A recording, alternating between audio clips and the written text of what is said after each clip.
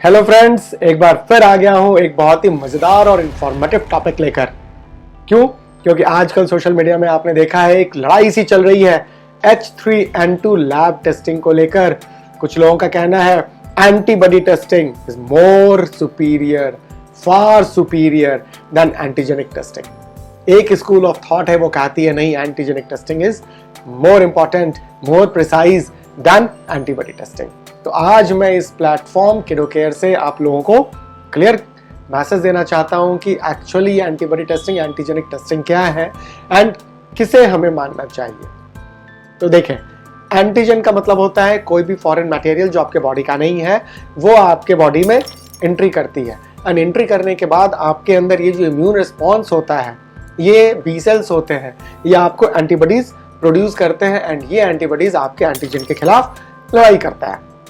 तो यहाँ पे हम लोग एग्जांपल लेते हैं H3N2 वायरस का, जो अभी चल रहा है, मार्केट में खूब घूम रहा है, बहुत घूम रहा है, हर सोशल मीडिया में भी घूम रहा है, मार्केट में भी घूम रहा है। तो अब ये H3N2 वायरस एंटर कर गया आपके बॉडी में, ये एक एंटीजन है। अब इसके एंट्री के तुरंत बाद कुछ एंटीबॉडीज बना, बी सेल्स ने एंटीबॉडीज बनाया और ये बी सेल्स एंटीबॉडीज बनाकर इसके अगेंस्ट छोड़ दिया। तो अब यहाँ पे एंटीजन एंटीबॉडी की लड़ाई शुरू हो गई। एंटीबॉडी ने अगर एंटीजन को डिफीट कर दिया, आपको डिजीज नहीं होगा। अब एंटीबॉडी आपके एंटीजन को डिफीट नहीं कर पाया, वो वीक रह गया, एंटीजन हावी हो गया आपके बॉडी पे, तो आपको डिजीज हो सकता है, जिसे इन्फ्लुएंजा बोलते हैं। तो अब यहाँ पे देखने की बात ये है, अब ये जो एंटीबॉडी है ये नॉन स्पेसिफिक एंटीबॉडीज होता है। कुछ एंटीबॉडीज स्पेसिफिक एंटीबॉडीज होता है।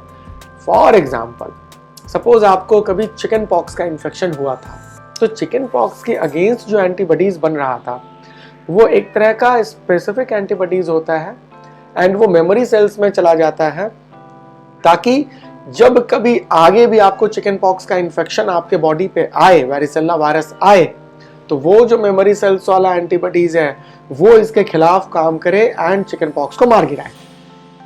तो आपको एक ही बार चिकन पॉक्स होता है लाइफ टाइम में, दूसरी बार चिकन पॉक्स नहीं हो सकता है। हाँ, हर्पिस जोस्टर हो सकता है, दैट इज अनदर स्टोरी। तो अब यहां आते हैं हम लोग इन्फ्लुएंजा को लेकर।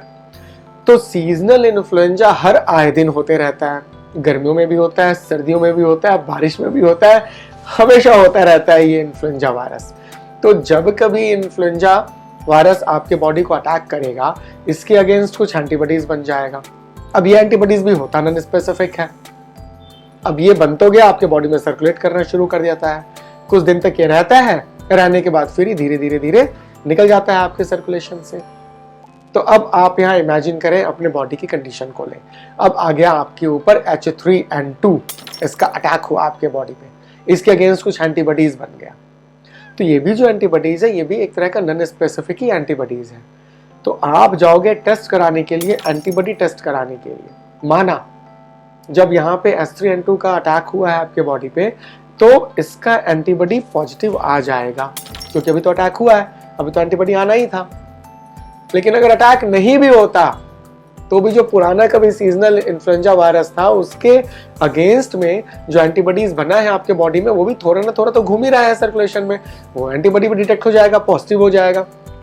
तो आपके बॉडी में अटैक भी नहीं हुआ H3N2 का एंड यहाँ पे एंटीबॉडी पॉजिटिव आ गया, तो आप तो बोलोगे कि आपको तो बीमारी है, आपको तो H3N2 इलनेस है, बट ऐसा तो है नहीं। आई थिंक मेरी बात को आप समझ रहे होंगे क्लियरली मैं क्या बताना चाह रहा हूँ। तो इसलिए चूंकि एंटीबॉडी स्पेसिफिक नहीं होता है, तो बात समझ ले, जान ले, इन्फ्लुएंजा के केस में एंटीबॉडी टेस्टिंग की कोई अहमियत नहीं है। चाहे लोग कितना भी आपको बोले एंटीबॉडी टेस्टिंग करा लो, it's of no use, waste है। आते हैं एंटीजन की बात करते हैं। एंटीजन स्पेसिफिक होता है। अगर H3N2 आपके बॉडी में एंटर किया है तो ये एंटीजन स्पेसिफिक है। अगर इसको आप टेस्ट कर लो, या तो PCR से कर लो, या इम्यूनोफ्लोरेसेंस से कर लो, या कल्चर निकाल लो, आप कल्चर में इसको ग्रो करा लो आप, तो ये स्पेसिफिकली आपको बोलेगा कि जी हाँ, आपको H3N2 का ही इन्फेक्शन हुआ है।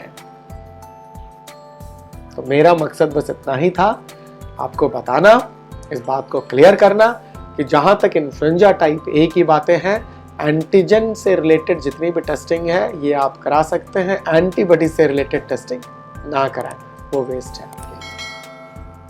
उम्मीद करता हूँ पसंद ज़रूर आया होगा ये वीडियो। लाइक कर दें, शेयर कर दें, सब्सक्राइब भी कर लें। नेक्स्ट टाइम फिर आता हूँ आपके सामने एक और कुछ ऐसी इंफॉर्मेटिव वीडियो के साथ। Till then bye.